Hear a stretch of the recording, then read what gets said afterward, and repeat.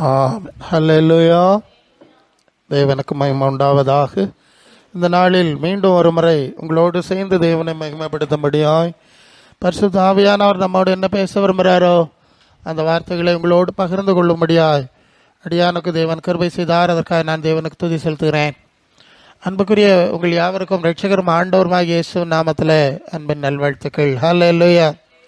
அன்புக்கும் மரியாதைக்கும் உரிய முதிய போதகர் பாஸ்டர் மணி பின்னால் இருக்கிறார். அவர்களோட ஊழியத்தில் ஈடுபட்ட அனுபவம் எனக்கு உண்டு. கோதையாரில் ஊழியம் செஞ்சாங்க. நான் ஸ்பெஷல் மீட்டிங்காக வேண்டி 3 நாள் கூட்டத்துக்கு அங்கே போயிருந்து அவரோட ஊழியம் செஞ்சேன். கடைசி நாள் கூட்டம் முடிஞ்சு ராத்திரி மேலேருந்து கீழே வரணும். கோதையார் தெரியும் இல்லையா அவங்களுக்கு, வனப்பகுதி. அங்கேருந்து கீழே வரணும். வரும்போது பாஸ்டர் சொன்னாங்க, மாஸ்டர் எனக்கு பின்னால் வாங்க, நான் முன்னால் போகிறேன். ஏன்னா இந்த பக்கத்தில் இருந்து பல விலங்குகள் ராத்திரி இந்த ரோடை கிராஸ் பண்ணி இந்த பக்கம் டேமு இங்கே தண்ணி குடிக்கிறதுக்கு இங்கே சாடி போயிடும். ஸோ உங்களுக்கு பழக்கம் கிடையாது, எனக்கு இதுதான் டெய்லி பழக்கம், அடிக்கடி பழக்கம். அதனால் நீங்கள் என் பின்னால் வாங்க, நான் பாதுகாப்பாக அவங்களை அழைத்து கொண்டு செல்கிறேன் என்று சொல்லி அவங்க முன்னால் போக நான் அவங்கள ஃபாலோ பண்ணி கீழே வந்து இறங்கினேன். ஹல்லேலூயா. கடினமான சூழ்நிலையில் வேலை செஞ்சாங்க. அதுதான் விஷயம். எங்கேயோ ஒரு சபையை கட்டி ஒரு சபையில் போய் பாஸ்டராக உட்கார்றது கிடையாது, சபை இல்லாத இடத்துல சபையை உருவாக்குறது. ஹல்லேலூயா. அது ரொம்ப சவாலான விஷயம். ஒரு சபையில் போய் பிரசங்கம் பண்ணுறது ஈஸி, ஒரு உண்டாக்கி வச்சுருக்கிற ஊழியத்தில் வேலை செய்கிறது கொஞ்சம் ஈஸி பாருங்கள். அதை ஒன்றா உருவாக்குறது இருக்குது பாருங்கள், உயிர் போயிடும், எல்லா பேயும் வரும், உட்கார விடாது. ஸோ அந்த மாதிரி தான் பல இடத்துல ஊழியங்களை ஸ்தாபிச்சிருக்காங்க. இப்போ அது பெரிய கட்டடங்களாய் பெரிய சூழ்நிலையில் ஊழியம் நடந்து கொண்டிருக்கிறது. அவருடைய ஊழிய வாழ்வுக்காய் நான் தேவனை துதிக்கிறேன். இந்த நாளிலும் பக்கத்தில் இருந்தாலும் சும்மா இருக்காண்டாம், பக்கத்தில் ஒரு ஜெப வீடு இருக்குது, அதில் போய் ஆண்டவருடைய சமூகத்தில் இருப்பான்னு வந்திருக்காங்க. அது பெரிய விஷயம். கடந்த நாளில் நான் என் மனசை டச் பண்ணுற காரியத்தை நான் சொல்லிடணும். நான் கடந்த நாளில் அல்லது அடிக்கடி சொல்கிற ஒரு விஷயம் என்னென்னா, இங்கே ஒரு இயேசு ஆராதனை மன்றம் இருக்குது, இங்கே ஒன்று இருக்குது, அந்த பக்கம் இருக்குது. இந்த மன்றக்காரன் அந்த மன்றக்காரனை பார்த்து ப்ரைஸ்லாட் சொல்ல மாட்டேங்கிறான். இவன் அவனுக்கு எதிராக சண்டை, அவன் இவனுக்கு எதிராக சண்டை. இப்படி தான் இப்போ ஸ்பெய்த்தெல்லாம் நடந்துகிட்டு இருக்கு இல்லையா? நான் கண்டிக்கிறேன், நான் கண்டித்து பேசியிருக்கிறேன். நாம் அப்படி இருக்க முடியாது. இயேசுவின் சீஷர்கள் ஒருவர் அன்புள்ளவர்களாக இருந்தால் என்னுடைய சீடர்கள் என்று எல்லாரும் அறிந்து கொள்வார். இப்போ இயேசு ஆராதனை தான் இருக்குது, சீஷத்துவத்தை காணல. அதனால தான் அந்த பிரச்சனை நிறைய பல விதங்களில் வருது. நான் எவ்வளோ உங்களுக்கு ஓப்பனாக நான் எல்லா இடத்துலையும் பேசுகிறேன், சுட்டி காட்டியிருக்கிறேன். ஸோ எல்லாரோட அன்பாக இருப்போம். நாம் வளர்ந்துட்டோம், அவங்களாம் ரொம்ப குழந்தைன்னா நீங்கள் கற்றுக் கொடுத்துருங்க. என்ன சொல்கிறீங்க? நான் வளர்ந்தவன் நினச்சா குழந்தைகளுக்கு நான் படித்து கொடுக்கணும். குழந்தைகளை மிதிக்கப்படாதில்ல, தூக்கி இடுப்பில் எடுக்கணும். அது என்ன உண்மை? அப்படி தான் போடும். நாம் எல்லா விதத்திலும் கிறிஸ்துவின் நிறைவை ஒருத்தருக்கு ஒருத்தர் பகிர்ந்து கொண்டு ஒருவருக்கு ஒருவர் புத்தி சொல்லி அன்பு பாராட்டி, அன்பு தான் அடிப்படை சொல்ல வேண்டாங்கிறத நான் கண்டிப்பாக சொல்லுவேன். அப்படிப்பட்ட அடிப்படை இல்லைன்னா இயேசுக்கு நமக்கு சம்மந்தம் கிடையாது. அந்த ஆவி பரிசுத்த ஆவி கிடையாது, அது அசுத்த ஆவி. இன்றைக்கி அசுத்த ஆவியில் தான் வந்து அந்நிய பாஷை பேசிக்கிட்டு இருக்குன்னு சொல்லுவது உண்டு. அவருடைய ஊழிய பகுதிக்காய் அவருடைய முதல் வயதிலும் ஆண்டவருடைய சமூகத்தில் இருக்க உதவி செஞ்சுருக்கிறார். நன்றி செலுத்துகிறேன். நானும் தேவனுக்கு துதி செலுத்துகிறேன். சாட்சி சொன்னீங்க, நாங்கள் கூடி ஜபித்தோம், ஆண்டவர் அற்புதம் செய்தார். நான் அடிக்கடி எல்லா சபைகளுக்கும் சொல்கிற செய்தி, இதுக்கு இந்த இடத்துக்கு பேர் ஜப வீடு. என்ன வீடு இது? என் வீடு எல்லா ஜனங்களுக்கும் ஜப வீடு. இது சந்தை கடை கிடையாது, மனோகர சந்தை கிடையாது, ஆட்டம் பாட்டம் ஆர்ப்பாட்டம் நடக்கக்கூடிய மனமகிழ் மன்றம் கிடையாது. புரியணும்னு நினைக்கிறேன். மனமகிழ் மன்றம் கிடையாது, அது ஜப வீடு. கண்ணீரோடும் கவலையோடும் பிரச்சனைகளோடும் பாரங்களோடும் வேதனைகளோடும் தத்தளித்து கொண்டிருக்கிற ஜனங்கள் தங்கள் பாரங்களை இறக்கி வைக்கிற இடம். சரிதானே? அதை ஆடம்பரமாக மாற்ற முடியுமா? கேளிக்கை மன்றமாக மாற்ற முடியுமா? ஆட்டம் பாட்டம் ஆர்ப்பாட்டம் பண்ணுற மனமகிழ் மன்றமாக மாற்ற முடியுமா? நீங்கள் சொல்லுங்கள். சபையிலிருந்து தேவ கிருபை விலகி போகிற காரணம் இதாகும். இது தேவ பிரசன்னம், தாழ்மையோடு அழுகையோடு புலம்பலோடு ஆண்டோடைய சமூகத்தில் காத்திருக்கிற சூழல். அப்போ அடிக்கடி நான் சொல்லுவது உண்டு, நீங்கள் கூடி ஜபிக்க வேண்டும். வேலையை முடிச்சுக்கிட்டு இதில் வந்திருந்து, வேலைகளுக்கு பரவாயில்ல நம்ம கூப்பிட முடியாது, வந்திருந்து உங்களுக்கு எவ்வளோ ஆன மட்டும் ஜெபம் பண்ணோம். உங்கள் காரியங்களை ஒருத்தருக்கு ஒருத்தர் சொல்லி நீங்கள் ஜபிக்கலாம். இப்படி ஒரு பிரச்சனை இருக்குது, நேராக சொல்லக்கூடியது சொல்லலாம், அல்லது மூடலாக மறைமுகமாக சொல்லலாம் இல்லையா? சில பிரச்சனைகளை சொன்னாச்சுன்னா இதை போய் 4 பேர்கிட்ட அப்படியே தூட்டி கொண்டு தெரிவார்கள். அப்படியெல்லாம் உண்டு. அப்படி இருக்கக்கூடாது. ஒரு ஆளுக்கு ஒரு பிரச்சனைன்னு சொன்னால், எனக்கு இப்படி ஒரு பிரச்சனை வந்தால் நான் எப்படி இருப்பேன் என்கிற உணர்வோடு ஜெபிக்கணும். இப்போ புரியுதா? அந்த ஜெபிக்கிறவர்களுக்கான ஒரு இன்ஸ்ட்ரக்ஷன். ஒருத்தர் சொல்லும்போது அந்த பிரச்சனை, நீங்கள் அந்த பிரச்சனையில் இருப்பதாக நினைத்து கொள்ள வேண்டும். சரியா? நான் அந்த பிரச்சனையில் இருக்குதா, அப்படியே உங்களை அந்த பிரச்சனைக்குள்ளாய் கொண்டு போய் நீங்கள் ஜெபிக்க வேண்டும். அதுதான் சரியான முறை. ஒருபோதும் தூற்றி திரியப்படாது. அதாவது சில இடத்துல எல்லாம் பழைய காலத்தில் இப்படி வரும், அடுத்த வீட்டில் உள்ள பிள்ளைகள் ஏதாவது தப்பு செய்யும், ஒரு திருட்டு, அது ஒரு பிரச்சனையெல்லாம் மாட்டோம், போலீஸில் மாட்டோம்னா இங்கே அடுத்த வீட்டில் இருக்கு, வேணும் இது வேணும், இது வேண்டியதான், வர வேண்டியதான், இது வர வேண்டியதான்னு சொல்லி சந்தோஷப்படுவார். அதே நேரம் அதே மாதிரி ஒரு பிரச்சனையை தனக்க பிள்ளை செஞ்சா, இப்படியா உங்கள் பையன் இப்படியாமே, அது இப்போ சின்ன பிள்ளை இல்லையா, இது ஒரு காரியமாக்காதுங்க. எப்படி அடுத்த வீட்டு பிள்ளை செஞ்சா அதை போட்டு கட்டியெல்லாம் அந்த பையன் எப்படியா, அந்த குட்டி இப்படியா ஓன்னு ஊதிக்கிட்டு நடக்குது. தனக்க பிள்ளை அதோட பெரிய செக்கை விழுங்கிட்டு வந்திருப்பான். அவனை இல்லையே, அப்படி இல்லையே, அது அப்படி சின்ன காரியம் அப்படி இல்லை. பார்த்துக்க, நமக்கு வந்தது மாதிரி உணர்ந்து நீங்கள் ஜெபிக்க பழகுனா இங்கே அற்புதம் நடந்துட்டு இருக்கான். இதுக்கு வரம்பற்ற பிரசங்கி அவனை நீங்கள் தேடி போகண்டா. இல்லையா? ஜெப வீடு, இங்கே இருந்து ஜெபம் பண்ணுங்க, இங்கே பரிகாரம் வாங்குங்க, அடுத்த ஆளில் வருங்க, கர்த்தருடைய சமூகத்துக்கு வருங்காக்கா, நம்ம ஜெபம் பண்ணுவோம், கர்த்தர் பரிகாரம் செய்வான்னு கூட்டிகிட்டு வாருங்க, சபை நிறைஞ்சிடாதாகும். என்ன சொல்லுதியா? இப்படி தானே ஆத்மா ஆதாயம் பண்ணணும். நீங்கள் ஜெபிக்கிற, ஆமாம் நான் வந்து அவங்களோட ஜெபம் பண்ணேன், எனக்கு பிரச்சனை, தீன கூட்டத்துக்கு வாங்க என்ன, இனி பைபிளை வாசிங்க என்ன, அப்படியே கொண்டு போனோம். ஒன்று நம்முடைய அன்பின் கனி. என்னது அன்பின் கனி? நம்முடைய அன்பின் கனி. அவன் சிஎச்சக்காரன், அவன் கத்தோலிக்காரன், அவன் பொட்டு வச்சிருக்கா, அவள்கிட்ட பேச மாட்டேன். எப்படியா பொட்டு வச்சிருக்கா, பூ வச்சிருக்கா, நான் பேச மாட்டேன். முந்தா நாள் வரை நீங்களும் பூ வச்சுட்டு தானே நடந்திய, அப்படி நினைக்கலாம் இல்லையா? நான் ஒளிய பேசுவேன். ஆமாம்மா, பொட்டு வச்சோடனே சிலர் ஒரு மாதிரி பார்க்குது, நீயும் பொட்டு பூ வச்சுட்டு நடந்த ஆளு தானே, அதை விடு, சரி போட்டு வரட்டு, வருங்க, அவங்களுக்கு ஒரு தெய்வ விசுவாசம் வரட்டு, அனுபவங்கள் வரட்டு. வரும்போது காலப்போக்கில் நீங்கள் எல்லாம் பொட்டு பூ எல்லாம் மாற்றின மாதிரி அவையில் என்ன செய்வாவ மாற்றுவா. அப்போ அன்பின் கனி இருக்கணும். அங்கே போனால் அன்புள்ளவர்கள், வீட்டை உதவி பைசா ஒன்றும் தாரக இல்லாட்டாலும் ஒரு வார்த்தை என்ன செஞ்சிருவாவ, ஜெபம் பண்ணிடுவாவ இல்லையா? ஒரு பிரச்சனைக்கு வர்றோம், கடன் வருது, பைசா பிரச்சனை, அக்கா எனக்கு தாரக ஒன்றும் இல்லை, நான் 2 வாரத்தை ஜெபம் பண்ணட்டா, ஆண்டவர் ஒரு கற்பது, ஆண்டவரே இந்த கடன் தீரணும், இந்த பிரச்சனை தீரணும், ஒரு வழி உண்டா, அது வேற ஒரு வழி ஆண்டவர் உண்டாக்கி கொடுப்பார் இல்லையா? நம்ம தான் எல்லாத்தையும் கொடுக்கலான்ற அவசியம் இல்லையே.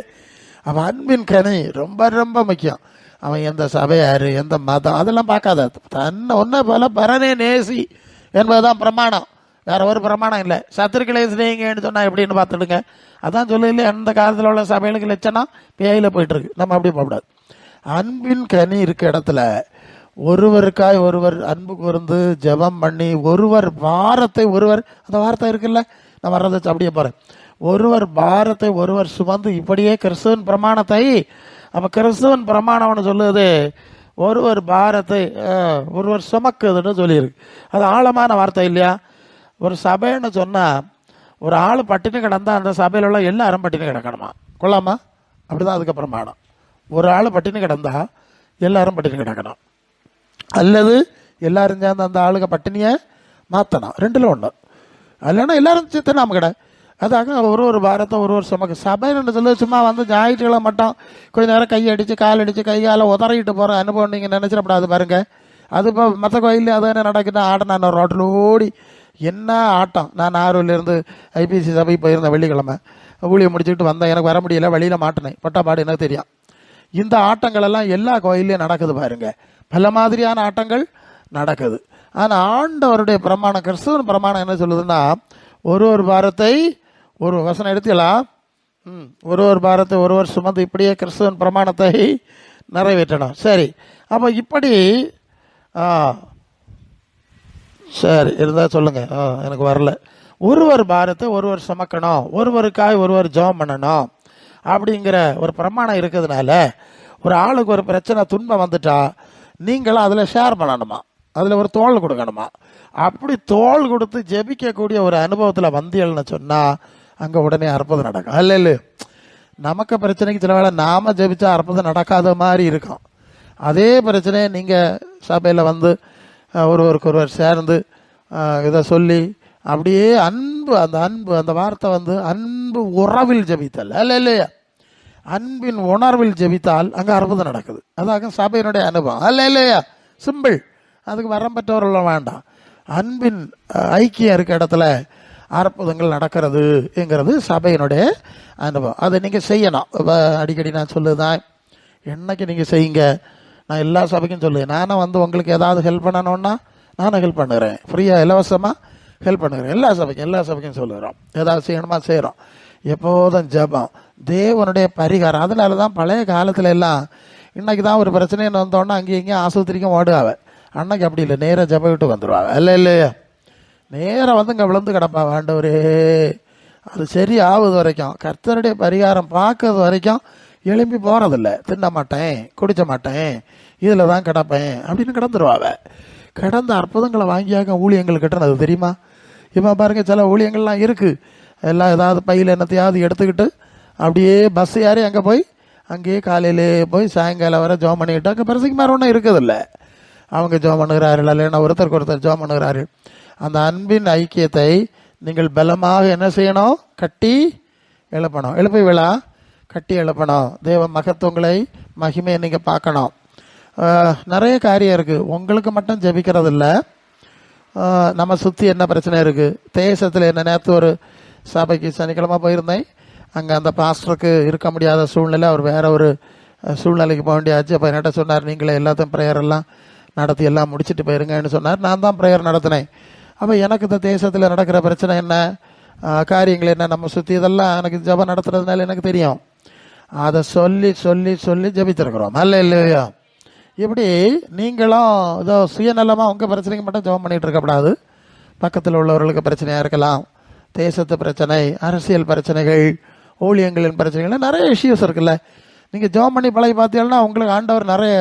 சிலர் சொல்கிறது, எனக்கு வேலை இல்லை பிரசங்கியார், ஒரு வேலை தொழில் ஒன்றும் இல்லை. நீங்கள் ஆண்டவருடைய சமூகத்தில் வந்துருந்து ஜெபம் பண்ணி பழகினா சொல்லுவார், நான் அவனுக்கு ஜெபிக்கிற வேலை தருகிறேன். என்ன தருகிறேன்? ஜெபிக்கிற வேலை தருகிறேன், சம்பளமும் நான் தருகிறேன். சரிதானே? அவர் சொன்னாராம் ஜெபின்னு சொன்னாராம், நான் ஜெபிச்சேன்னா சம்பளம் அவர் தானே தரணும், அது சம்பளம் தருவார். அதனால் வேலை வெட்டி இல்லாத ஆளோ யாரும் வேலை இல்லைன்னு சொன்னால் என் ஜெபம் விட்டு வந்துடுது, ஜெபம் பண்ணு, ஜெபம் வேலை செய், ஒரு பட்டியல் போட்டு கொடுங்க. ஆமாம், நான் முன்னால் ஒரு சபைக்கு எழுதி கொடுத்தேன். ஒரு ஒரு எழுதக்கூடிய பேடில் பேப்பர்லாம் ஃபிக்ஸ் பண்ணி கிளிக் பண்ணி வச்சு ஒரு ஸ்டூலில் வச்சு யார் யார் என்னென்ன பிரச்சனைக்கு சொல்லுகிறார்கள், அந்த ஆளுக்கு பிரச்சனை ஃபோன் நம்பர்லாம் எழுதுங்க. எழுதி வரிசையாக இங்கே வைக்கிறோம். ஒவ்வொருத்தர் வந்து என்ன செய்யணும்? ஜெப வீட்டில் வேலை இல்லாத ஆளும் இருக்காவே இல்லையா? ஒரு வேலை நேராக ஜெப வீட்டுக்கு வரணும். அந்த ஸ்டூலில் இங்கே தான் இருக்கும், பர்மனெண்ட்டாக நான் தான் எல்லாம் செஞ்சு கொடுத்தேன். இங்கே இருக்கோம், நீங்கள் வந்து முழங்கால் போட்டு யாருன்னு உங்களுக்கு தெரியாண்டா, நீங்கள் கவலைப்படாண்டா, சபையில் சொல்லியிருக்கா, ஜெபிக்க சொல்லியிருக்கா. ஸோ இன்ஸ்ட்ரக்ஷன் எழுதி வச்சுருக்கு, அதை வாஸ்து ஜெபம் பண்ணிவிட்டு நீங்கள் போகலாம். எவ்வளோ நேரம் உங்களுக்கு ஜெபம் பண்ண முடியுமோ அவ்வளோ நேரம் பண்ணிவிட்டீங்க என்ன செய்யலாம், போகலாம். 2-3 பேர் சேர்ந்துட்டு எழுனா அந்த அக்கா இப்படி ஒரு அண்ணா இப்படி ஒரு பாயிண்ட் இருக்குது, நம்ம சேர்ந்து ஜெபிப்போமா, ஜெபம் பண்ணுங்க. ஜெபம் பண்ணி முடிச்சுக்கிட்டு அடுத்த நேரம் நீங்கள் போகலாம். பிறகு அங்கேருந்து சொல்லுவாங்க, எங்களுக்கு அந்த பிரச்சனை தீர்ந்துட்டோன்னா உடனே மறுபக்கம் ஒரு ஸ்பேஸ் விட்டுருந்து அதில் இந்த பிரச்சனை பரிகாரம் தேவன் செய்தார், அற்புதம் செய்தார், அதை எழுதிடுங்க. அப்போ அடுத்தது வந்து பார்க்குற ஆளுகளுக்கு இதுக்கு ஜெபித்திருக்கிறார்கள், அற்புதம் நடந்திருக்கு, இதுக்கு ஜெபித்திருக்கிறார்கள், பரிகாரம். அப்போ அது அந்த பட்டியலை அதுலேயே எழுதிடணும். நான் தான் எழுதி கொடுத்தேன், இந்த பக்கம் ப்ராப்ளம் எழுதணும், அந்த பக்கம் சொல்யூஷன் நடந்ததா, அதை நடந்தனா உடனே அதை குறித்து வச்சிடணும்னு சபையார்கிட்ட சொல்லியிருந்தேன். அப்போ இப்படியே நீங்கள் ஜெபத்தை கூட்ட வேண்டும். ஜெபித்து கொண்டே இருந்தால் என்ன வந்துடும்? எழுப்புதல் வந்துடும். எங்கே வந்துடும்? ஒரு பயல எழுப்புதல் கொண்டு வர மாட்டான். எழுப்புதல் இதெல்லாம் ஏமாத்து, நீ போகாத, ஓடாத. முதல்ல நமக்குள்ள எழுப்புதல் வரட்டு. என்னது சொல்லுதியே? நமக்குள்ள ஒரு எழுப்புதல் வரட்டு. நமக்குள்ள எழுப்புதல் வந்தால் சக விசுவாசிக்கு வரும், சக விசுவாசிக்கு வந்தால் சபையில் வரும், சபையில் வந்தால் நம்ம ஊரில் வரும். அப்படி இல்லையா போனோம்? என்னது சொல்லுதியே? இதை நம்ம செய்யாமல் இருந்துட்டு நம்ம இந்த ஏமாத்துக்கார பயலுக்கு பின்னால் ஜபிக்கலாம், வாங்க எழுப்புதல் வாங்க, நம்ம எல்லாம் தேவையில்லை, எங்களுக்கு சபை இருக்குது, நாங்கள் போயிருப்போம், ஜெபம் பண்ணுவோம், நாங்கள் எழுப்புதல் உண்டாக்குவோம், பார்த்துக்கிடுவோம். நம்ம செய்யண்டாமா? நம்ம இல்லையே செய்யணும். சபைக்குள்ளே இல்லையா எழுப்புதல் வரணும். பரிசுத்த ஆவியானவர் சபைக்கு கொடுக்கப்பட்டிருக்கிறார், சபைக்குள்ளே இறங்கி கொண்டிருக்கிறார். அந்த எத்தனை இப்பெல்லாம் பரிசுத்த ஆவியை பெற்றுக்கொள்கிற அனுபவமே சபைக்கு கிடையாது, சபைகளுக்கு இல்லை. பிரச்சனை, அடுத்த பிரச்சனை. பரிசுத்த ஆவி சபைகளுக்குள்ளே கிடையாதுங்க. முந்தின நாட்கள்லாம் அதாவது வேணும் உங்களுக்கு, எப்படியாவது உங்களுக்கு நான் தான் நிறைய பிரசங்கம் பண்ணுறேன்ல, நிறைய பேசி பேசி இருக்கிறத விட கொஞ்சம் ப்ராக்டிக்கலாக போனால் சில வேலை கொள்ளான்னு நான் நினைக்கிறேன். சரி, அதாவது முன்னால் எல்லாம் ஒரு ஆளுக்கு ஞானசானம் கொடுத்துட்டா சபையில் பாச ஞானசானம் கொடுப்பார். இப்போ ஞானசானம் கொடுத்து இப்போ சபையில் சேர்த்து தசமபாகம் கொண்டு வா, காணிக்கை கொண்டு வான்னு சொல்லிட்டு அப்படியே வச்சு கொண்டு போயிடுவார். முந்தின நாள் அப்படி கிடையாது. ஒரு ஆளுக்கு ஞானசானம் கொடுத்தா அந்த ஆள் பரிசுத்தாவி பிறதான்னு அந்த பாஸ்டர் மாதிரி கவனமாக வச்சுருப்பாங்க. இல்லையா, ஒரு ஆளுக்கு ஞானசானம் கொடுத்தாச்சு, 3 மாதமோ 6 மாதமோ 1 வருஷமோ அந்த ஆள் பரிசுத்தாவி பறையிலன்னு வச்சுக்கிடுங்க. பரிசுத்தாவி பறையிலன்னா அந்த பாஸ்டருக்கு ரொம்ப சங்கடமாகும். இல்லையோ, என்ன சங்கடம்னா இந்த பயலுக்கு ஞானசானம் கொடுத்து 6 மாதம் ஆச்சு, 1 வரி ஆச்சு, இன்னும் பரிசுத்தாவி கிடைக்கல. அதுக்கு அர்த்தம் என்ன தெரியுமா? ஞான ஸ்நானம் நாங்கள் ஞானஸ்நானம் கொடுத்து ஏதோ ஒரு அங்கீகாரம் கிடைச்சது மாதிரி, தேவ அங்கீகாரம் கிடைச்சது மாதிரி காட்டி போடுவோம். அப்படிதான் ஒரு இல்லை. ஆனால் பரலோக தேவன் நமக்கு அங்கீகாரம் கொடுக்க வேண்டிய ஒரு முக்கியமான இடம் இருக்கு. இல்லையா, மறந்துடாதுங்க. பரலோக தேவன் இயேசு ஞான ஸ்நானம் பற்றி கரையிறார், யோவான் ஞான ஸ்நானம் கொடுத்துட்டார். அதுக்கப்புறம் தேவன் ஒரு ஆவியானவர், பரிசுத்த ஆவியானவர் இறங்கி இவருடைய நேசகுமாரன்னு சாட்சி கொடுத்தாரா? அப்போ தேவன் சாட்சி கொடுக்க வேண்டிய ஒரு காரியம் இருக்குதா? என்ன சொல்லுதியே? இருக்கு. ரொம்ப ரொம்ப ரொம்ப முக்கியம். நாங்கள் ஞானசானம் கொடுத்தாலும் பரலோக தேவன் அந்த அங்கீகாரம் முத்திரை கொடுக்கலையே, அப்போ நம்ம தப்பாக கொடுத்து போட்டோமோ இல்லையா? ஞானசானம் சரியாக கொடுத்தோம் இல்லையோ, அப்படியே ஒரு சந்தேகம் வந்துடும், குழப்பம் வந்துடும். அப்படியெல்லாம் பயப்படுவாங்க. ஸோ உண்மைதான், தேவன் தமக்கு கீழ்ப்படுகிறவர்களுக்கு தந்தரல பரிசுத்த ஆவி சாட்சின்னு இருக்கு. இருதயத்தை பார்க்கிற தேவன் இருதயத்தை சுத்தம் பண்ணி பரிசுத்த ஆவினால் நிரப்புகிறார். அப்போ பரிசுத்த ஆவி கண்டிப்பான விஷயம். பரிசுத்த ஆவியானவர் பெற்றீர்களா? சனிக்கிழமை ராத்திரி காத்திருப்பு கூட்டம்னே ஒரு கூட்டம் உண்டு, தெரியுமா அவங்களுக்கு? பழைய சபையில் சனிக்கிழமை ராத்திரி காத்திருப்பு கூட்டம். அதுக்கு பரிசுத்த ஆவிக்கா பெரும்பாலும் அன்னைக்கு பரிசுத்த ஆவிக்காக ஜெபிக்கிற கூட்டமாகும். அப்படியே அது பரிசுத்த ஆவியை பெற்றுக்கொள்வது அன்னைக்கு அதை பற்றிய செய்தி ஏதாவது சொல்லுவார்கள், அப்படி செய்வார்கள். இப்போ அது ஒன்றும் இல்லாமல் போச்சு. நீங்கள் அதெல்லாம் கவனத்தில் கொண்டு என்ன செய்யணும்? சரிப்பட்டு எல்லாரும் பரிசுத்தாவி வல்லமே பெறணும். அந்த பரிசுத்தாவினால் முத்திரை, அப்புறம் வரங்கள் வரும், வல்லமை வரும். அப்படிதான் சபை கட்டப்படையும், நாமும் கர்த்தருக்குள்ளே பலப்பட முடியும். அல்லேலூயா. சரி, அது நான் கேட்ட சாட்சி. ஏன்னா நான் அது சொல்றது அதுக்கு விளைவை சாட்சியில் கேட்டேன். அதனால தான் நான் சந்தோஷப்பட்டு இந்த காரியங்களை சொன்னேன். சரி, 1 கொரிந்தியர் 15:19 நாம் படிக்கிறோம். 1 கொரிந்தியர் 15:19 இம்மைக்காக மாத்திரம் நாம் கிறிஸ்துவின் மேல் நம்பிக்கையுள்ளவர்களாக இருந்தால் மற்றெல்லா மனுஷரை பார்க்கிலும் பரிதபிக்கப்பட்டவர்களாக இருப்போம். கிறிஸ்துவோ மரித்தோரிலிருந்து எழுந்து நித்திரை அடைந்தவர்களில் முதற்பலனானார். மனுஷனால் மரணம் உண்டானது போல மனுஷனால் மரித்தோர் உயிர்த்தெழுதல் உண்டாயிற்று. மரிக்கிறது போல உயிர்ப்பிக்கப்படுவார்கள். அவனவன் தன் வரிசையிலே உயிர்ப்பிக்கப்படுவான். முதற்பலனானவர் கிறிஸ்து, அவர் வருகையில் அவருடையவர்கள் உயிர்த்தெழுவார்கள். இல்லையா? இங்கே மரித்தோர் உயிர்த்தெழுதலின் அனுபவத்தை குறித்த ஒரு செய்தியை பார்க்குறோம். இந்த உலகத்தில் நீங்கள் ஜோம் பண்ணீங்க, எனக்கு அந்த பிரச்சனை தீர்ந்தது, கட்டம் மாறிச்சு, இல்லைன்னா வேற ஒரு காரியம் நடந்து அறுவையெல்லாம் நடக்குது, வேண்டான்னு சொல்லலை. இதோடு நம்ம நிறுத்திட முடியாது. இல்லையா? இதோட நிறுத்தினா இதை சபைன்னு சொல்ல முடியாது, குருசெடின்னு சொல்லணும். அதான் சொன்னேன் இல்லையா? கடந்த காலத்தில் சபைக்கும் குருசெடிக்கும் உள்ள வேறுபாடு என்ன? குருசெடியில் சிலுவையும் இயேசுவினெல்லாம் ரத்தம்னு சொல்லிட்டு அற்புதத்துக்கும் விடுதலைக்கும் சுகத்துக்கும் வேண்டி இருக்காங்க. ஆனால் சபைன்னு சொன்னால் கிறிஸ்துவின் மரித்தோரின் உயிர்த்தெழுதலின் அனுபவத்தை இப்போதே நமக்குள்ளே உண்டாக்கி இனி வருங்காலங்களிலும் நமக்குள்ளே பூரணப்படுத்துவதற்கு தான் சபை வைக்கப்பட்டிருக்கிறது. அப்போ சபையினுடைய அடிப்படை மரித்தோர் உயிர்த்தெழுதல். இந்த உலகத்துக்குரிய எதுவும் அல்ல, சரீரத்துக்குரியது அல்ல, சரீர தொடர்புடைய இந்த உலகத்துக்குரியது அல்லங்கிறதுல நாம் தெளிவாக இருக்க வேண்டும். இல்லையா? கிறிஸ்துவின் சபையினுடைய அடிப்படை மரித்தோரின் உயிர்த்தெழுதல். அப்படிதான் பிரசங்கம் பண்ணாங்க. இயேசு உயிரோடு எழுப்பினார், நம்மை அவரை கொண்டு எழுப்புவார். இப்படிதான் எல்லா செய்தியும் இருக்கும். இன்னைக்கு ஞாயிற்றுக்கிழமை இப்போ எல்லாரும் தொழுகைக்காக இங்கே வந்திருக்கிறோம். இதுக்கு ஒரு பின்னணி இருக்கு பாருங்க. ஓய்வு நாள் என்பது யூத மரபுப்படி சனிக்கிழமை இல்லையா? சனிக்கிழமை தானே, சனிக்கிழமை தான் ஓய்வு நாள். நாம் ஏன், இது வாரத்தின் முதலாவது நாள் இல்லையா, ஞாயிற்றுக்கிழமை. இன்னைக்கு நாம் ஏன் இங்கே கூடியிருந்து ஆராதிக்கிறோம் என்று சொன்னால், இயேசு இது மாதிரி ஒரு ஞாயிற்றுக்கிழமை விடி காலையில் அவர் உயிரோடு இழந்தார். அல்லேலூயா. அந்த உயிர்த்தெழுதலின் அனுபவம் சபையின் அடிப்படையாக இருந்ததுனால தான் இதை கர்த்தருடைய நாள், கர்த்தர்னா இயேசு, இயேசுவுக்கு கர்த்தருங்கிற நாமத்தை தேவன் கொடுத்தார் என்று பிலிப்பியர்ல வாசிக்கிறோம். இதை கர்த்தருடைய நாள் என்று அழைப்பார்கள். கர்த்தருடைய நாளில் ஆவிக்குள்ளானேன் என்று வெளிப்படுத்தின விசேஷத்தில் யோவான் சொல்வார். அப்போ கர்த்தருடைய நாள்னா அவர் உயிர் தெழுந்த நாள், இதாக வார்த்தை, அவர் உயிர் தெழுந்த நாள். அப்போ ஞாயிற்றுக்கிழமைன்னு சொன்னாலே, ஞாயிற்றுக்கிழமை விடிகாலையில், இன்றைக்கு ஞாயிற்றுக்கிழமை அல்லது வாரத்தின் முதலாவது நாளுங்கிறதான ஒரு உணர்வு வந்தோடனே நமக்குள் வர வேண்டிய ஒரு உணர்வு என்ன தெரியுமா? இதுபோல ஒரு நாளில் தான் இயேசு உயிரோட எழும்பினார், எழுப்பப்பட்டார். அல்லேலூயா. அப்போ கிறிஸ்துவின் சபை என்பது மரித்தோர் உயிர்த்தெழுதல் என்ற அடிப்படையை சார்ந்தது. வேற நோக்கியும் பேக்கும் ஓடிட்டு இருக்க தெரியாதங்க, அது குருசடி ஆயிரும், கிறிஸ்துவின் மகிமை அனுபவிக்க முடியாது. அல்லேலூயா. 1 பேதுரு 1:21 உங்கள் விசுவாச நம்பிக்கையும் தேவன் பேரில் இருக்கும்படி இயேசுவை மரித்தவரிலிருந்து எழுப்பி தேவன் அவருக்கு மகிமை கொடுத்தார். மரித்தவரிலிருந்து எழுப்பினார், மகிமை கொடுத்தார். அல்லேலூயா.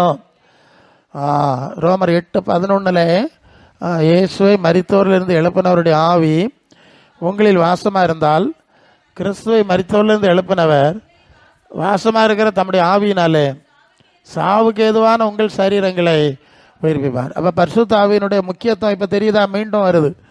இயேசுவை தேவன் தம்முடைய பரிசுத்த ஆவியினால தான் உயிரோடு எழுப்பினாராம். அந்த பரிசுத்த ஆவியை தான் நமக்கு கொடுக்குறாராம். அல்லேலூயா. உயிரோடு இருக்கும்போதே கொடுக்குறார். அப்போது நாமும் கிறிஸ்துவுக்கேற்ற மரித்தவர் உயிர்த்தெழுதல் அடைவதற்கு இந்த பரிசுத்த ஆவி எவ்வளோ முக்கியம்னு புரியுதா உங்களுக்கு? இல்லையா? கிறிஸ்து, அதாவது அதை நீங்கள் பிலிப்பியர் 3:21 அவர் தம்முடைய வல்லமையான செயலினாலே நம்முடைய அற்பமான சரீரத்தை அவருடைய மகிமையான சரீரத்துக்கு ஒப்பாய் மறுரூபப்படுத்துவார்னு வாசிக்கிறோம் இல்லையா? வல்லமைனாலே மறுரூபப்படுத்துவார். அதுக்கு ஒரு வல்லமை வேணும்ல. இந்த மாம்ச சரீரத்தை இயேசுவின் சரீரத்துக்கு ஒப்பாக மாற்றுவதற்கு ஒரு வல்லமை வேணும்ல, வல்லமை வேணும்ல.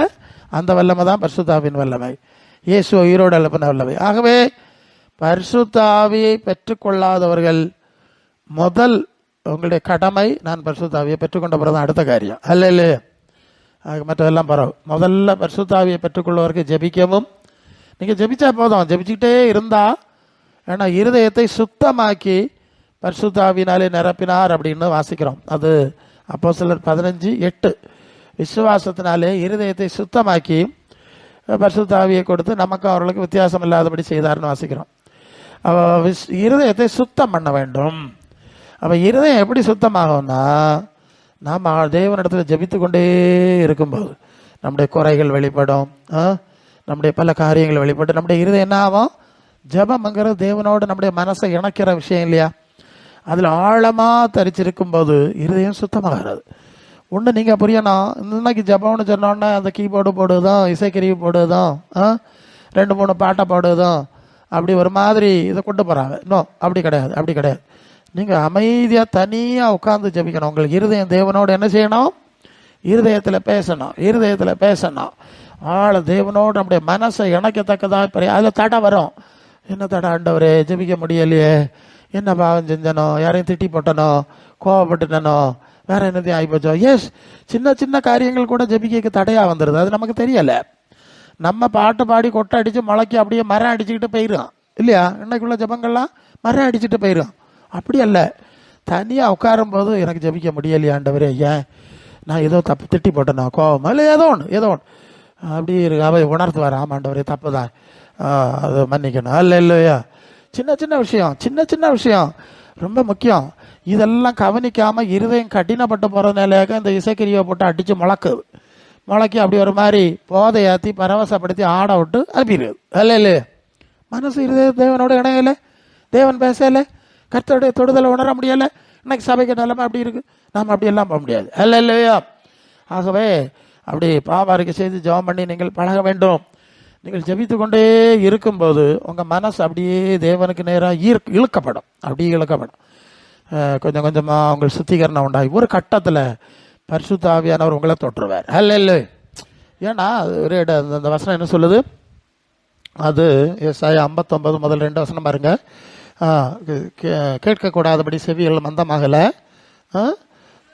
ரட்சிக்கக்கூடாதபடி என்னுடைய கரங்கள் குறைய போல, கேட்கக்கூடாதபடி செவி மந்தமாகலை, உங்கள் அக்கிரமங்களே உங்களுக்கும் உங்கள் தேவனுக்கு நடுவாக சரி, பெரியவன நல்லா கவனிக்கிறீங்களா? தேவன் பரிசுத்த ஆவியாக இருக்கிறார் இல்லையா? யோவான் 4:24 தேவன் ஆவியாக இருக்கிறார். அப்போ பரிசுத்த ஆவியாக இருக்கிற தேவனுக்கிட்டத்தில் நாம் இணைய முடியாமல் போகிறதுக்கு என்ன காரணம்னு சொன்னால் அக்கிரமம் இல்லையா? அக்கிரமங்கள் பிரிவினை உண்டாகுது. அது நமக்கு தெரியாது பல வேளை. நாம் அப்படி தேவனோடு ஜெபிக்க உட்காரும்போது சில காரியங்களே கொஞ்சம் நேரம் முதல்ல கொஞ்சம் கஷ்டமாக இருக்கும். அதுக்கப்புறம் தேவன் உணர்த்துவார், இந்த காரியம் சரியில்லை, அதனாலே உன்னிட்ட நான் பேச முடியலை, நீ ஜெபிக்க, உனக்கு ஜெபத்துக்கு பதில் வராத காரணம் இதாகும். அப்படி பல காரியங்களை உணர்த்தலாம். அது உங்களுக்கு தேவனுக்கு இடையில உள்ள காரியம். அப்படி உணர்த்தப்படும் போது அதை சரி பண்ணி நீங்கள் ஜெபிச்சு பாருங்கள், சீக்கிரமாக ஜெபிக்கக்கூடிய ஒரு உற்சாகம் உண்டாகிவிடும். அல்ல இல்லையா? அப்போ இப்படி நீங்கள் ஜெபித்து கொண்டே வரும்போது பாருங்க, இப்போ இப்படி நீங்கள் எந்த பக்கம் பரிசுத்த ஆவியாக தேவன் இங்கே நிற்கிறாரோ, இப்போ நீங்கள் இப்படி பாவாரிக்கை செய்து சுத்திகரித்து இப்படி வரும்போது இப்படி கிட்ட வந்துடும். ஏதோ ஒரு கட்டத்தில் டச் ஆயிரும். அல்ல இல்லை? புரியுதா நான் சொல்லுது? இப்படி தான் பரிசுத்த ஆவியாக பெற முடியும். அந்த பரிசுத்த ஆவி நம்ம டச் ஆக்கிறோம், உடனே தெரியும், டமார்னு தூக்கி ஒரு அடி என்ன உடனே வல்லமாக வரும், அந்நிய பாஷை வரலாம், வரங்கள் வரலாம், எல்லாம் வரும். எப்படி வரோம்னா இப்படி தான் வரும். மெதுவாக கொஞ்சமாக நம்முடைய இருதயம் தேவனோடு கிட்டி சேர்ந்து இணைக்கப்படுகிற அனுபவம். அப்படி ஜெபம் பண்ணி நீங்கள் பரிசுத்த ஆவியை பெற்றுக்கொள்ளணும். ரொம்ப முக்கியமான காரியம். அது இல்லைன்னா நீங்கள் விசுவாசி கிடையாது சொல்லிட்டேன். கிறிஸ்துவின் ஆவி இல்லாதவன் அவருடையவன் அல்ல. இயேசு ஆராதிச்சாலும் ஊருக்கு அவருக்கு சம்பந்தம் கிடையாது. வசனம் இருக்குது, ரோமர் 8:9. அது ரோமர் 8:14 என்ன சொல்லுது? எவர்கள் தேவனுடைய ஆவியினால் நடத்தப்படுறார்களோ அவர்கள் தான் தேவனுடைய பிள்ளைகள், புத்திரர்னு சொல்லியிருக்கு. அப்போ தேவ ஆவி இல்லாதவர்கள் கிறிஸ்துவனுடையவர்கள் அல்ல, தேவ ஆவியினால் நடத்தப்படாதவர்கள் தேவனுடைய பிள்ளைகள் அல்ல. இப்போ புரிஞ்சு இல்லையா? அப்போ நீங்கள் எல்லாம் தேவ பிள்ளையா இல்லையான்னு நீங்களே முடிவெடுத்துக்கணும். உங்களுக்கு அனுபவம் என்னன்னு உங்களுக்கு இப்போ தெரிஞ்சிடும். சிலருக்கு தோணும், அதுதான் பிரசங்கியாரு, நான் வரிய கணக்காக கூட்டத்துக்கு வரேன், நீர் இப்போ சொல்லு கணக்கை பார்த்தா இன்னும் நான் தேவை பிள்ளை ஆவையில் போல இல்லையா இருக்குது, இன்னும் வசனத்தை திருத்தணுமா, நாய் விட்ட முடியாது, நீங்கள் தான் சரி திருத்திக்கிடணும். சரி, அப்போ இந்த அனுபவத்துக்குள்ளே நீங்கள் வரணும். அது ரொம்ப முக்கியமான ஒரு காரியம். முந்தின காலத்தில் அப்படி செய்வார்கள். இப்போ நிறைய சபைகளில் பரிசுத்தாவை பற்றிய ஐடியாவே கிடையாது. வேற ஆவி வேற வந்து இறங்கிடுது. ஏன்னா மனம் திரும்பலை, குணப்படலை, கழுவப்படாத பாத்திரமா இருக்கும்போது அசுத்தாவி வந்துடுது. நான் உங்களுக்கு சொல்லியிருக்கேன், நமக்கு அதெல்லாம் வேண்டாம், நேர்த்தியாக போவோம். சரி, இப்போது மரித்தோர் உயிர்த்தெழுதல் என்கிற அனுபவத்தை அடைவதற்காக, தகுதிப்படுவதற்காக தான் இங்கே இந்த சபையாக குடியிருக்கோம். இப்போ தான் சப்ஜெக்டுக்குள்ளே வர்றோம். ஹல்லேலூயா! ஏன் நாம் இங்கே குடியிருக்கோம்? இப்போ அநேகர் டிவிக்கு முன்னே இருப்பாவ, அங்கங்கே இருந்து பொழுது போய்கிட்டு இருக்காவல்ல, நமக்கு இருந்திருக்கலாம் இல்லை? இப்படி ஒரு கட்டடத்தை கட்டி இங்கே என்னத்துக்கு இப்படி கூடி வரோன்னு சொன்னால், இடநாள் கூட்டம் அது இதெல்லாம் வைக்கிறோம்ல, ஏன் வைக்கிறோன்னு சொன்னால், மரித்தோர் உயிர்த்தெழுதல் என்ற இயேசுவின் அனுபவத்தை நாமும் பூரணமாய் அடையும்படி தகுதிப்படுவதற்காக இந்த சபையை வச்சிருக்கு. உங்களுக்கு புரியும் நினைக்கிறேன். சப்ஜெக்ட் என்னது, எவ்வளோ வேல்யூ. நான் சமீபத்தில் ஒரு அடக்க நிகழ்ச்சியில் பிரசங்கம் பண்ணேன். அது வேறு ஏதோ சபையை சேர்ந்தவங்க, ஒரு பிரசங்கார் கூட்டிகிட்டு போனார், தற்செயலாக வாங்க, ஏன்னா நான் எல்லா இடத்துலையும் பிரசங்கம் பண்ணுறவன்ல. அவள் பாடி வச்சுருக்கு, பாக்ஸில், கண்ணாடி பாக்ஸில் வச்சுருக்கு. நான் அப்படி பிரசங்கம் பண்ணிகிட்டு இருந்தேன். ஒரு கட்டத்தில் வந்து இயேசு நான் ஜீவன் உண்டாயிருக்கவும் அது பரிபூர்ணப்படவும் வந்தேன், பரிபூர்ண நித்திய ஜீவனை அவர் நமக்கு கொடுக்க நம்ம அழைத்திருக்கிறார், நம்ம அந்த அழைப்பை ஏன்னா வர்ற ஜனங்களுக்கெல்லாம் புரியணும்ல, இப்படின்னு நான் பேசிகிட்டு இருந்தேன். இவ்வளோ சொல்லி அப்படி ஆனோன்னா அந்த பாடிக்கு பக்கத்தில் அவங்களுக்கு வயசு குறைவு தான், அவங்க மக தான் இறந்துட்டாங்க, அம்மா அங்கே இருக்கிறாங்க. அவங்க சத்தம் போட்டு அழுதாங்க. என்ன அழுதாங்க தெரியுமா? கவனிக்கிறீங்களா? மோளே உறங்கினத போதும் மோளே, எழும்பி வா மோளே, கண்ணீரோடு அழுதாள். நான் பிரசங்கித்து கொண்டே இருக்கிறேன். ஜீவன் உண்டாயிருக்க வந்தேன்னு ஆண்டவர் சொன்ன வார்த்தை விழுந்து பாருங்க, பரிபூர்ணப்படுத்துறேன்னு சொன்னார், எழும்பி வா. நான் யோசித்து பார்த்தேன், ஒரு நபர் மரித்து போனார், இப்படி இருக்குன்னு வைப்போம், ரொம்ப சங்கடமான ஒரு சூழ்நிலைன்னு வைப்போம். அந்த இடத்துல திடீர்னு ஆண்டவர் அந்த நபரை உயிரோட எழுப்போதான் வைப்போம், எழும்பிட்டாங்க. எப்படி இருக்கும்? எல்லாருக்கும் எவ்வளோ சந்தோஷமாக இருக்கும், யோசித்து பாருங்க இல்லையா? உலகத்தில் உள்ளதுலேயே பெரிய சந்தோஷம் இல்லையா? ஒரு ஆள் மரித்து கிடந்த ஆள் உயிரோட எழும்பி உட்காந்துட்டு. நாங்கள்லாம் ஜெபம் பண்ணும்போது பல சூழ்நிலைக்கு ஜெபம் பண்ண போக வேண்டிய இருக்கும். அப்போ வந்து அந்த நபரை பார்ப்போம், இந்த நபருக்கு வயசு என்ன, என்னது வயசு என்ன, இந்த நபருக்கு பொறுப்பு என்ன பொறுப்பு, தாயாக இருந்தால் பிள்ளைகளை வளர்க்கணும், புருஷனாக இருந்தால் குடும்பத்தை நடத்தணும் இல்லை, அப்படிலாம் இருக்குல்ல. ஆண்டவர்கிட்ட எங்களுக்கு கேட்கறதுக்கு சில நியாயம் வேணும். உண்டாக்குறதுக்கு என்ன உண்டாக்கலாம், நான் செய்கிறது சொல்கிறேன், மற்றவங்க என்ன செய்கிறாங்க ரொம்ப வயசானவங்கன்னா ஆண்டவரே அப்படி சித்தப்படி ஆகட்டும்னு கொஞ்சம் நைஸாக விட்டுடுவோம். இல்லை வயசு ரொம்ப குறைவு, அவங்களுக்கு பொறுப்பு இருக்குது, கடமை இருக்குது, இந்த நிலையில் இது ரொம்ப ஆபத்துன்னா அந்த காரியங்களை சொல்லி ஜெபம் பண்ணி நாங்கள் இன்னும் கொஞ்சம் சமயம் கொடுக்கணும், நாங்கள் கொஞ்சம் வசனம் சொல்லுவோம், கூட்டத்துக்கு கூப்பிடுவோம், அப்படி இப்படின்னு எங்களுக்கு 1000 நியாயம் பேசணும்ல, வக்கீல் வாதம் பண்ண மாதிரி பேசி தான் ஜெபம் பண்ணது. அல்லேலூயா. ஆமாம், அதெல்லாம் நாங்கள் செய்கிறதோடு சிலர் எங்களுக்கு தெரியாது, தெரிஞ்சு எப்போதோ சூழ்நிலையில் மாட்டிக்கிடுவோம். சரி, எப்படியும் என்ன புரியுறீங்க, ஒரு உயிரோட எழும்பி வர்றதுன்னா எவ்வளவு சக்தி வாய்ந்த மகிழ்ச்சியான ஒரு அனுபவம்னு நமக்கு தெரியும். அப்படி தானே? தெரியும் இல்லையா? நீங்கள் எல்லாரும் ஈஸியாக புரிஞ்சுக்கிங்க. இறந்து போன ஒரு ஆள் உயிரோட எழும்பி வந்து என்ன சந்தோஷம்னு உங்களுக்கு தெரியும், நீங்கள் பார்த்துருவீங்க. இப்போ ஒரு வசனம் படிக்கணும். 1 தெசலோனிக்கர் 4:13-14 வாசிங்க. 1 தெசலோனிக்கர் 4:13-14 சீக்கிரம். சகோதரரே, நித்திரை அடைந்தவர் நிமித்தம் நம்பிக்கையற்றவர்களான மற்றவர்களைப் போல துக்கித்து அறிவில்லாதிருக்க எனக்கு மனசில்லை, மரித்து பின்பு இழந்திருந்தார் என்று விசுவாசிக்கிறோமே, அப்படியே இயேசுக்குள் நித்திரை அடைந்தவர்களையும் தேவன் அவரவருடைய கூட கொண்டு வருவார். வார்த்தையை பிடிச்சிடுங்க. மரித்தவர்களை தேவன் அவரவருடைய கூட கொண்டு வருவார். அப்போ எல்லாருக்கும் ஒரு கட்டத்தில் சுகம் இருந்திருந்தாலும் நன்மை கிடைச்சாலும் ஒரு கட்டத்தில் மரித்து போகிறாரு, எல்லாரும் போகிறோம். ஆனால் இந்த வார்த்தை சொல்லுது எல்லாரையும் தேவன் மீண்டும் கொண்டு வருவார். அல்லேலூயா.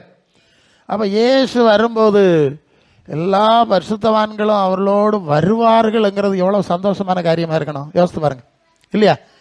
கொஞ்ச நாள் இழப்பு, பிரிவு, நாமளும் கண்ண மூடி சொப்பன தப்பல வாழ்க்கையை முடிச்சுட்டு போயிடுவோம் இல்லையா? எல்லாரும் போயிடுவோம். அப்புறம் திருப்பி எல்லாரும் வருவோம், திருப்பி எல்லாரும் சந்திப்போம்னு சொன்னால் அது எவ்வளோ மகிழ்ச்சியான ஒரு காரியம். அல்லேலூயா. இந்த காரியத்தை அடையிறதுக்கு தான் இந்த சூழ்நிலையை நாம் வச்சுருக்கோம். அல்லேலூயா. இப்போ புரியுதா உங்களுக்கு? ஒரு சபைன்னா என்னது, ஓலக்கிடுவாக்கம், அப்படி ஆக்கம் இப்படி ஆக்கம்லாம் நீங்கள் நினச்சப்படாது. இப்படிப்பட்ட சக்தி வாய்ந்த ஒரு காரியத்தை நாம் அடைவதற்கு, அதற்கு தகுதி அடைவதற்கு தான் நாம் இந்த சூழ்நிலையை அமைத்திருக்கிறோம் என்பதை நீங்கள் மனசில் வச்சு இதை எவ்வளோ பயபக்தியாக, ஜாக்கிரதையாக, எச்சரிக்கையாக, புனிதமாக நீங்கள் கையாள வேண்டும் என்கிறத நீங்கள் கொஞ்சம் புரிஞ்சு என்ற காரியத்தை பார்க்குறோம். ஏன் அது தொடர்ந்து படிச்சிங்கன்னா அப்போஸ்தல உபதேசத்தில் இருந்தாங்க, அந்யோன்யத்தில் இருந்தாங்க, எல்லாத்துலேயும் இருந்தாங்க. விளைவு அப்போஸ்தலருடைய கரங்களாலே அற்புதங்கள் நடந்தது. ஜனங்கள் எல்லாருக்கும் என்ன உண்டாயிட்டு எழுதியிருக்கு, பயம் உண்டாயிட்டு. 2:40, 41, 42 சாட்சி கூறி கீழே 2 வருஷம் தாண்டி அப்போஸ்தலருடைய உபதேசத்திலும் அந்யோன்யத்திலும் அப்பம் வைக்கிறதிலும் ஜபம் பண்ணுறதிலும் உறுதியாய் தரித்திருந்தார்கள். எல்லாருக்கும் பயம் உண்டாயிற்று. 4 அற்புதங்களும் செய்யப்பட்டது. எல்லாரும் ஒருமை திருந்து சகலத்தையும் பொதுவாக அனுபவித்தார்கள்.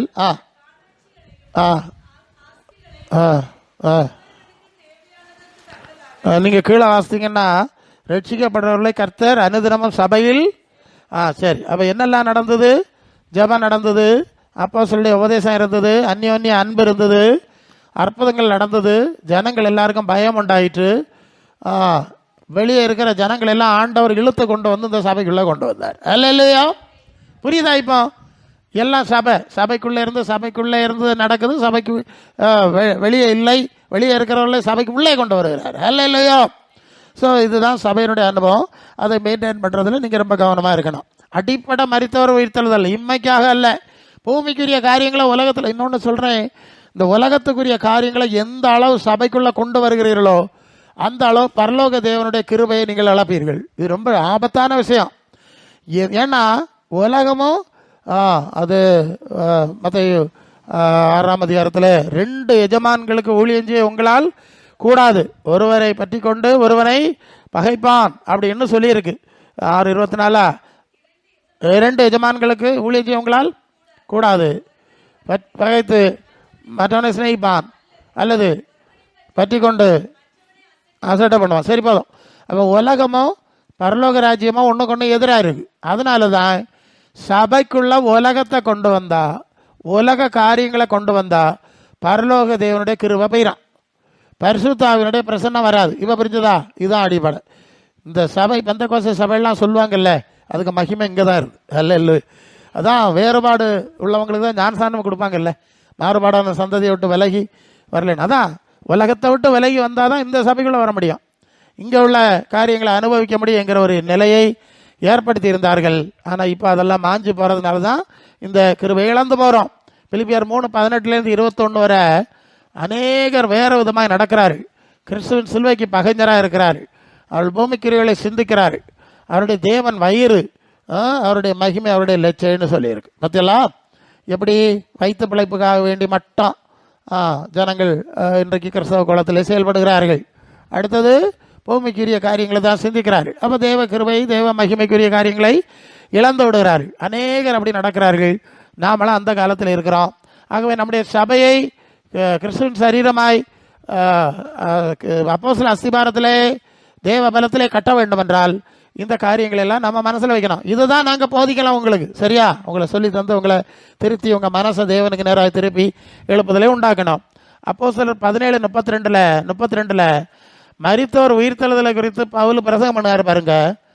அப்போ அநேகர் அவரை என்ன செஞ்சாங்களாம்? சிலர் இகழ்ந்தார்கள், சிலர் நீங்கள் சொல்லுகிறதை இன்னொரு தரம் கேட்போம் என்றார். நல்ல கவனிக்கணும். மரித்தோர் உயிர்த்தெழுதல், நித்திய ஜீவனை பற்றி பேசினா உலகத்தில் உள்ள ஆளுக நித்திய ஜீவனா பிரசங்கியாரு, பரலோகமா? இப்போ யாருக்கு வேண்டாம் பரலோகம்? பின்ன பூலோகம் நாங்கள் நல்ல பூலோகம் பாஸ்டர் மாதிரி சொன்னால் சொல்லுவேன், வேற ஆளும் இல்லை, நான் தான் நிறைய சுத்தம். பரலோகம் இப்போ யாருக்கு வேணாம் பிரசங்கியாரு? பின்ன வேற என்னத்தை வேணாம்? எங்களுக்கு பூலோகத்தில் பெயிண்ட் அடித்து ஏமாற்றிக்கிட்டு கொஞ்ச நாள் போனோம், செத்த பிறகு ஒரு மலர் வைக்கணும், கர்த்தர்கிட்ட போயிருக்காருன்னு ஒரு கள்ள கதை பேசணும், விண்ணக வாழ்வின் 14ஆம் நாள்னு சொல்லிட்டு ஃப்ளக்ஸ் பேனர் வச்சிடணும், இப்படியே போயிடணும், ஒரு அஞ்சலி கூட்டத்தை நடத்திக்கிட்டு போனோம். இப்படி தான் ஒரு மோசடி வல்ல மேலே இந்த உலகம் சிக்கி இருக்கிறது.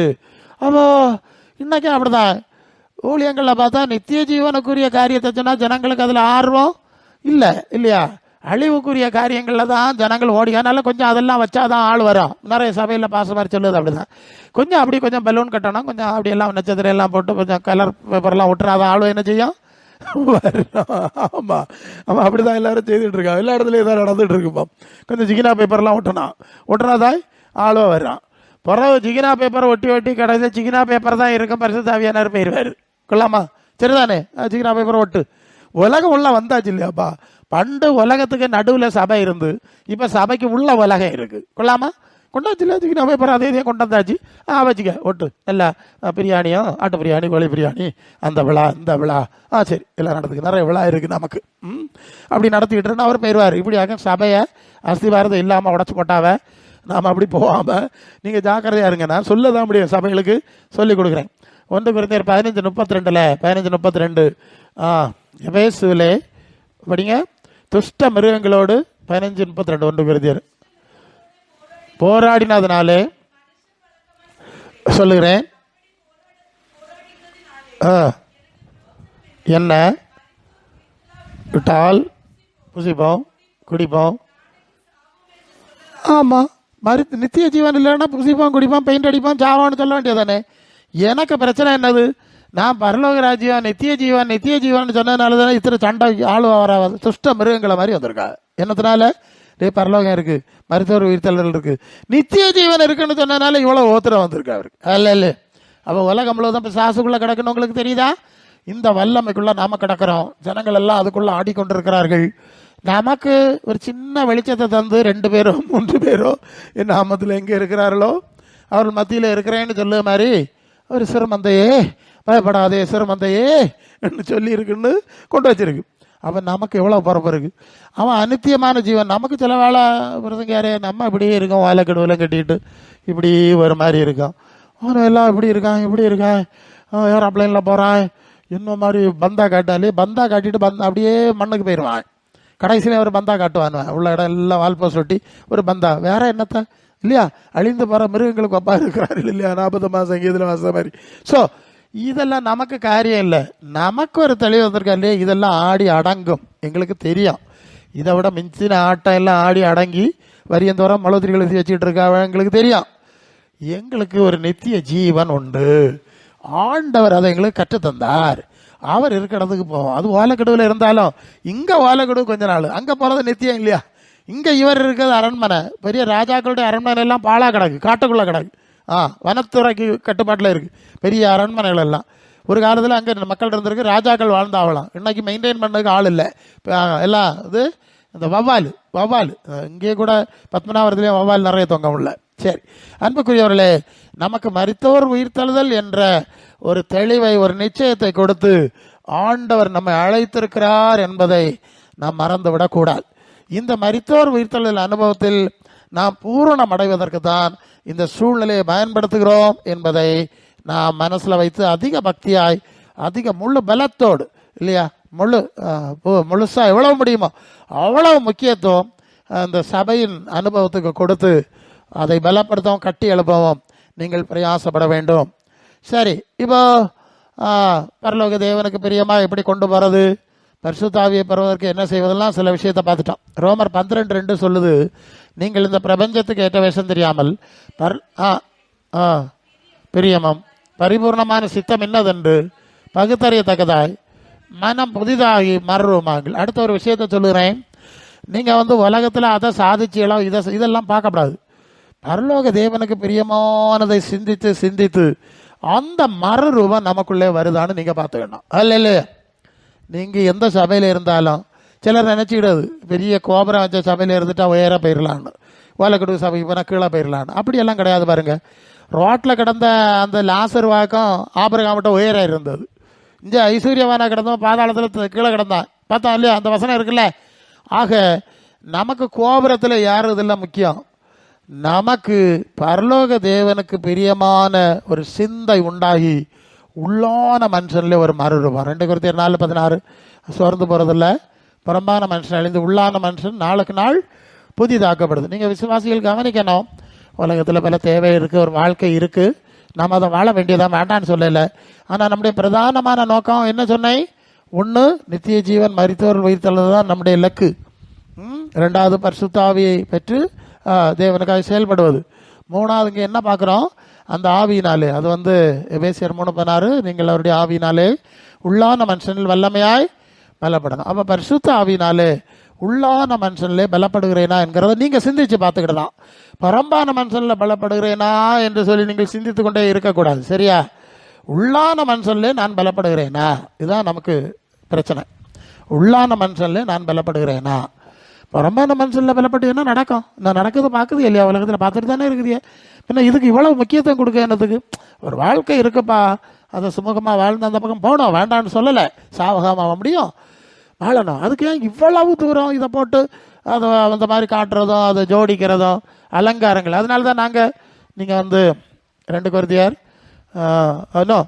1 Peter 3:3 தானே, மயிரை பின்னி பொன்னாபரணங்கள் அழிந்து விலையுறந்த வஸ்திரங்கள் தரித்துக் கொள்வதாகிய புறம்பான மனுஷன் உங்களுக்கு அலங்காரமாயிராம வெளியாத அலங்கரிப்பாக இருக்கிற சாந்தமும் அமைதியிலும் உள்ள ஆவியாகிய இறைதயத்தில் மறைந்திருக்கிற குணமே உங்களுக்கு அலங்காரமாக இருக்க கிடவுது. அதுவே தேவனுடைய பார்வையில் நல்லா புரிஞ்சுக்கிட்டேன். இந்த சரீரம் அழிஞ்சு போகிறதுன்னு பார்த்துட்டோம், நமக்கு தெரியும். இதெல்லாம் காண்கிறது எல்லாமே அழிவுக்குரியது. இந்த உலகம் இந்த இதை தான் பெயிண்ட் அடிச்சுக்கிட்டு மேக்கப் அடிச்சுக்கிட்டு இங்கே பாருங்கள் எவ்வளோ ரூபா இல்லையா, லைட்டெல்லாம் போட்டு அது விற்கிற ஆராதனை தான் பாருங்கள். அதாவது ரோமர் 1:23 தானே, அழியாத தேவனுடைய மகிமையை அழியாத தேவனுடைய மகிமையை அழிவுள்ள மனுஷர் ஊரும் பிராணிகள் ரூபங்களுக்கு ஒப்பாக மாற்றினார்கள். இங்கே ஒன்று கவனிக்கணும், தேவன் அழியாத மகிமை உள்ளவர். முதலாவது விஷயம், நாமும் அந்த அழியாத மகிமை அடையும்படியாக இங்கே அழைக்கப்பட்டிருக்கிறோம். புரியுது இல்லையா உங்களுக்கு, அழியாத மகிமை அடையும்படி தான் இங்கே அழைக்கப்பட்டிருக்கிறோம். அதுக்கு தான் அந்த சூழ்நிலை வச்சிருக்கு. இந்த சூழ்நிலையில் இருக்கவங்க இந்த அழிவுக்குரிய காரியங்களை லைட்டு போடுவதும் அலங்காரம் பண்ணுவதும் பகட்டு காட்டுவதும் செஞ்சால் அது விக்கிரக ஆராதனை தானே. நாம் அழியாத தேவனை அறிஞ்சிருக்கோம், அந்த மகிமை அடைய இந்த சூழ்நிலையை வச்சுருக்கோம். இப்போ அழிவுக்குரிய காரியத்தை போட்டு பெயிண்ட் அடிச்சுக்கிட்டோம், லைட்டு போட்டுக்கிட்டோம் இருந்தா அது விக்கிரக ஆராதனை தானே. ஆமாம், ஆவியானவர் எனக்கு பேசுகிறார், விக்கிரக ஆராதனை இதுதான் அழிஞ்சு போகிறது தானே. நீ மகிமை அழியாத நித்தியத்தை தேடுகளையே அழைக்கப்பட்டிருக்கிறாய். அப்போ இதெல்லாம் அப்படி தான் எங்களுக்கு படித்ததுனால தான் இந்த ஆடம்பரம் இந்த இதெல்லாம் விட்டுட்டோம். சரியா, எனக்கு இயல்பிலே கம்மி தான் வாலிபத்தில், அதுக்கு மேலே ஆர்வம் செலுத்தலை. ஸோ மயிரை பின்னி பொன்னாபரணங்களை அணிந்து விலையுறந்த அவஸ்திரம், பட்டு பகட்டு நகை நட்டு எல்லாம் மண்ணில் தானே கொண்டு வச்சணும். பின்ன இதுக்கு அது விக்கிரக ஆராதனை தானே. நீ எல்லாம் எப்படி செஞ்சேன்னா அது விக்கிரக ஆராதனை. எஸ், அதுவும் அது ஆவிக்குரிய அர்த்தம். இது மண்ணுக்கு போகிறோன்னு தெரியும். இதுக்கு நீங்கள் பொண்ணும் வெள்ளியும் போட்டால் நீங்கள் விக்கிரக ஆராதனை செய்கிறீர்கள், உங்களை நீங்களே ஆராதிக்கிறீர்கள்னு அர்த்தம். அதனால தான் போகாது. எனக்கு உரிமை, இவங்க விக்கிரக ஆராதனை செய்கிறாங்க, நான் தான் இவங்க கட்டுப்பாட்டில் வச்சுருப்பேன். பரிசுத்த ஆவியானவர் சொல்லுவார், நான் வரமாட்டேன், பெருமை உள்ளவனுக்கு எதிரியாக இருக்கிறேன், அப்புறம் எப்படி வருவேன். இல்லை, இப்படியெல்லாம் நிறைய ஆழங்கள் இருக்குது பாருங்கள். ஒன்றுமே தெரியல, இன்னைக்கு இருக்க சபைகளுக்கு தரல. சரி, நீங்களாவது புரிஞ்சுக்கிட்டா நல்லது, கர்த்தர் உங்களுக்கு உதவி செய்யட்டும். அப்போ நித்திய கன மகிமைக்குரிய காரியங்களிலே மனசை செலுத்தணும். 1 யோவான் 2:15 படித்தா உலகத்தில் உள்ள அன்பு கூறாதிரு, பிதாவுக்கு அன்பு கிடையாது. பட்டியல் போட்டு சொல்லியிருக்கு. கவர்ச்சிகள், அது கண்களின் நிச்சயம், மாம்ச நிச்சயம், ஜீவனத்தின் பெருமை, இதெல்லாம் ஒளிந்து போகணும்னு சொல்லியிருக்கல. உலகத்துக்குள்ள இவையெல்லாம் ஒளிந்து போகும். உலகம் அது நிச்சயம் ஒளிந்து போகணும்னு சொல்லி அதை பட்டியல் போட்டுவிட்டு சொல்லி ஒளிஞ்சு போகுமா போகாதா நீங்கள் சொல்லுங்கள். அப்போ இதை நீங்கள் ரொம்ப மேக்கப் போட்டியல்னா, அலங்கரிச்சியல்னா அதுக்கு பேர் விக்கிரக ஆராதனை. இப்போ புரியுது இல்லையா? விக்கிரக ஆராதனை எப்படி வருதுன்னு. அதுக்கு அடி ஆழம் இங்கே இருக்கிறது. ஒளிந்து போகும். தேவனுடைய சித்தத்தின்படி செய்கிறவன் என்று இன்றைக்கு நிலைத்திருப்பான். அப்போ நாம் தேவ சித்தம் செய்யும்படி இந்த சூழ்நிலையை அமைத்திருக்கிறோம். அல்ல இல்லையா? எவ்வளவு சக்தி வாய்ந்த, எவ்வளோ முக்கியமான விஷயம். உலகம் என்னதான் படம் காட்டினாலும் இந்த படம் எல்லாம் முடியும், எங்களுக்கு நல்லா தெரியும். ஆனால் நாங்கள் நம்புகிற காரியங்கள், பயன்படுத்துகிற காரியங்கள், இது முடியாது, இது ஒழியாது, இது நித்திய கன வல்லமையை எங்களுக்கு உருவாக்கக்கூடியது என்பதை நாங்கள் அறிந்திருக்கிறபடினால்தான் இப்படியே நாங்கள் இந்த சூழ்நிலையில் தாழ்மையோடு, பொறுமையோடு, பரிசுத்தாவின் நிறைவோடு நாங்கள் ஆண்டவரோடு நிலைத்திருக்க, ஐக்கியத்தில் இருக்க பிரயாசப்படுகிறோம். அல்லேலூயா. அது 1 கொரிந்தியர் 13:11 பவுல் சொல்லுவார், நான் குழந்தையா இருந்தபோது குழந்தையை போல பேசினேன், குழந்தையை போல சிந்திச்சேன், புருஷரான போதும் குழந்தை கிரியைகளை விட்டுட்டேன். அப்போ நம்ம குழந்தையா இதெல்லாம் தெரியாத இருந்த காலங்கள் இருந்து இல்லையா? இதெல்லாம் நமக்கு தெரியாமல் இருந்த காலங்கள், அப்படி இப்படி எல்லாம் ஓடி வந்துட்டோம். இனி என்னைக்கும் குழந்தையா இருக்கக்கூடாது. இப்போ நமக்கு தேவன் அந்த அறிவை தர்றாரு இல்லையா? கொஞ்சம் கொஞ்சமாக தந்து ஆவிக்குரிய மகிமையான உன்னதமான காரியங்களுக்கு நம்மை அவர்கள் அழைத்து கொண்டு போகிறார். எபேசியர் 4:14-15 படிச்சிருங்க. நாம் இனி குழந்தைகளாயிராமல் மனுஷருடைய சூதும் வஞ்சிக்கிறதுக்கு எதுவான பலவிதமான காற்றுகளினாலே அலைகளைப் போல அலைப்பொண்டு தெரியாமல் அன்புடன் சத்தியத்தை கை கொண்டு தரையாகிய கிறிஸ்துவுக்குள் எல்லாவற்றிலும் நான் வளருகிறவர்களாக இருக்கும்படி சபையை வைத்தார். அல்ல. அப்போ இந்த குழந்தைத்தனை எல்லாம் விட்டுறணும். நமக்கு குழந்தைத்தனை காலையெல்லாம் இருந்தது, நம்ம வளர்ந்துட்டோம். இனி கிறிஸ்துவுக்குள் பூரணமான நிலைமைக்கு கடந்து செல்லும்படி இந்த சூழ்நிலையை தேவன் நமக்கு தந்திருக்கிறார். இதை எவ்வளோ பக்தியோடும், பயத்தோடும், ஜாக்கிரதையோடும், எச்சரிக்கையோடும், தாழ்மையோடும், கனத்தோடும் கையாள வேண்டும்ங்கிறத சில ஐடியாக்களை நம்ம பார்த்துட்டோம். ஆகவே சபையாராகிய நீங்கள் கிறிஸ்துவுக்குள்ளாய் நாம் அழைக்கப்பட்ட அழைப்பை புரிந்து கொண்டு, அதை உணர்ந்து கொண்டு, உறுதிப்பட்டு கர்த்தருக்கேற்ற கிரியைகளில் எப்பொழுதும் பெறுகிறவர்களாக இருக்கும்படி கர்த்தர் உங்களை ஆசீர்வதிப்பாராக. ஆமென்.